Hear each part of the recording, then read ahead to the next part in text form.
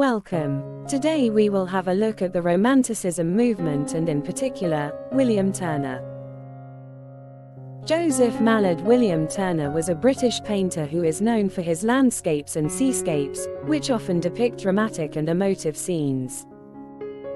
He was a key figure in the Romanticism art movement, which emerged in the late 18th century, as a reaction against the emphasis on reason and order, typical of the era of Enlightenment. Romanticism is in fact based on passion and emotion, rather than logical thinking.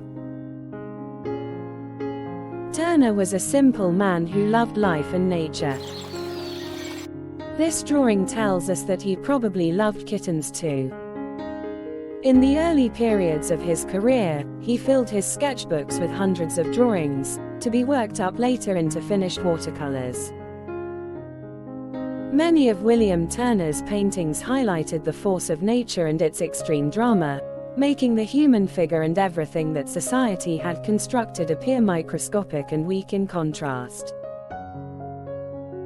He traveled a lot in the UK and Europe, and for many years he painted pictures of scenes that had impressed him on his trips. His earlier paintings and drawings show the most accurate observation of architectural and natural detail. This is Fisherman at Sea, the first oil painting that he exhibited.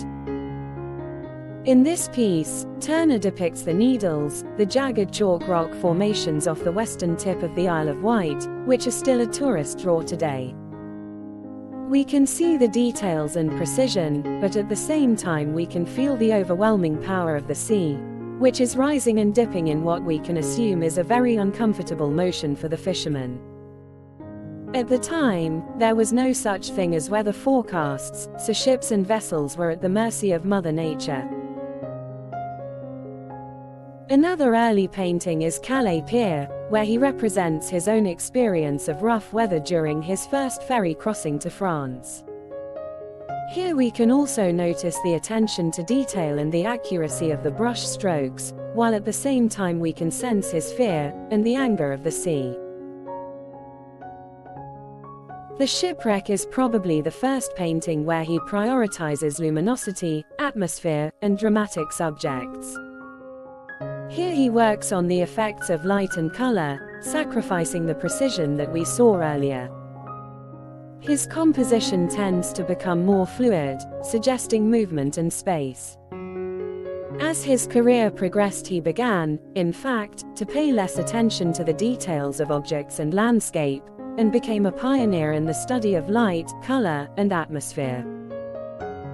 Some of his later paintings are mere color notations, barely tinted on a white ground. Turner anticipated the French Impressionists in breaking down conventional formulas of representation, but, unlike them, he believed that art should always express significant narrative themes. His works are in fact expressions of important subjects, the relationship of man to his environment, and the power of nature, manifested both in the terror of the storm or the beneficence of the sun.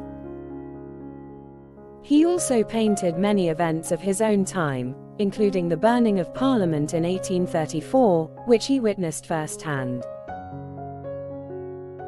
In The Slave Ship, or Slavers Throwing Overboard the Dead and Dying, Turner depicted the real story of 133 slaves being thrown overboard, only for the captain to collect insurance payments. He often placed human beings in his paintings to indicate his affection for humanity on the one hand, but its vulnerability amid the sublime nature of the world on the other. In Rain, Steam, and Speed, the Great Western Railway, a steam engine hurtles towards us as it crosses the Maidenhead Railway Bridge. Turner took great interest in these events. Like many Victorians, he was thrilled by the potential of modern technology. Turner was perhaps the greatest landscapist of the 19th century. His art makes us question the fragility of humanity, and at the same time it makes us feel connected with nature.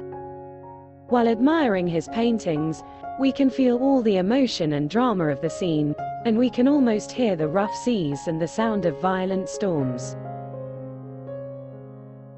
So, do you like Tanner's style? Leave a comment.